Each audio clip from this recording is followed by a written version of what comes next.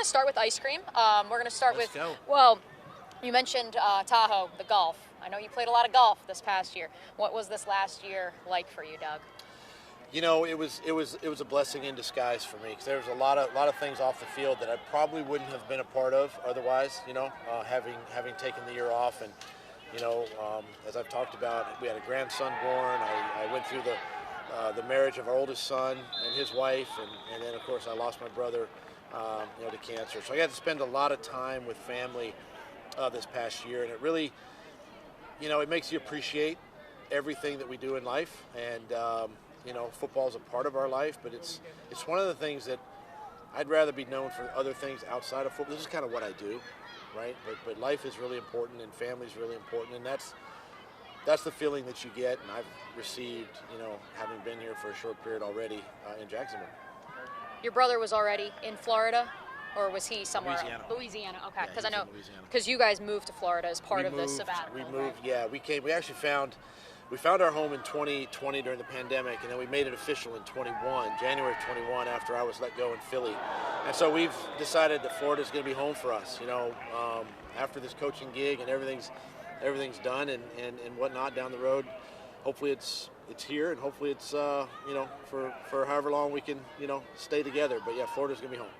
I don't think a lot of people realize just how deep your Louisiana roots ran, because you are from the Pacific Northwest originally, Pacific right? Northwest, yeah. Okay, so what is it about the South that, you know, for whatever the reason, that's just kind of become your place? Yeah, I think really two things: weather and food. Obviously, played my college football in Louisiana, and you know, the weather there is very similar to here with the hot, heat, humidity, but the great Cajun food in Louisiana. I love the Creole style, and then obviously, you know, now being in Florida, you get kind of the same flavor, but you get a little bit more of the seafood vibe and all that kind of stuff. And you know, I'd rather be in 70, 80, 90 degrees than 10 degrees that you know, my playing days in Green Bay had us do. So this is good. As a New Jersey native, yes. As much as I'm sure you love your time in Philly, it's time for a little bit warmer. Let's talk a little bit about football. For you mentioned that you went to those training camps last year just to still be a part of the game. What did you learn looking at those other coaching staffs, maybe what they did that maybe you could change from what you were doing in Philly? You know, the one thing I've learned, you know, football's football, and the bottom line is you gotta put in the work, you gotta put in the time, and the two places I went to last year did that. They worked extremely hard. The players worked extremely hard.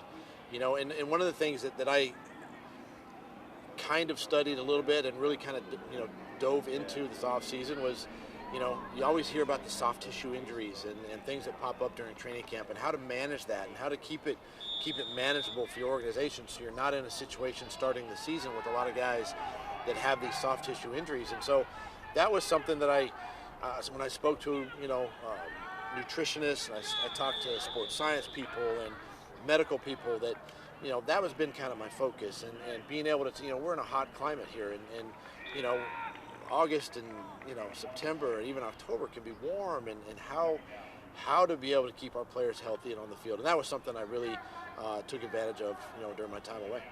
And the Performance Center, I know that's a big thing. The foundation that was laid last year is those soft tissue injuries. So what was that conversation, the initial conversations, kind of when they were selling you, I guess, if they may, on Jacksonville, or did you sell them on you? Kind of how did that work? It's both. It's both. And it's probably more me having to sell myself to them and what I can bring and what I can provide, you know, to the team. And, you know, having a sports performance building going up and groundbreaking, I think it just shows the commitment that the Kahn family has to the Jacksonville community, and they want to stay here and be here and have a winning franchise and a place that the fans, you know, obviously, and the community can be proud of. You did interview last year, at least have initial conversations with them about the offensive coordinator position. Was that your first time meeting the Kahns? Has this really been a completely different process? What was the first time that they kind of came into your knowledge?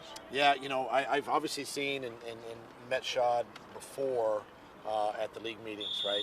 When I was the head coach in Philadelphia, and actually just spoke with, you know, Coach Meyer last year about the opportunity to possibly interview. I never really kind of went fully through it, but, you know, so having known from the outside about the Kahn family, about Shad and Tony and what they've done, you know, and then through this whole process, really kind of, you know, they've really been very gracious and opened themselves up to me. They've been very honest with me, which I think goes a long way. I mean, you know, he's an owner that is wanting to win, and he'll do anything for the organization to help us do that. And hopefully that's a sign, you know, to me that that's the commitment they made to me to come in and help turn that around. Are you into wrestling at all, the AEW? Have you been told anything about that? No comment. All right, have they asked you to participate yet? No, they haven't.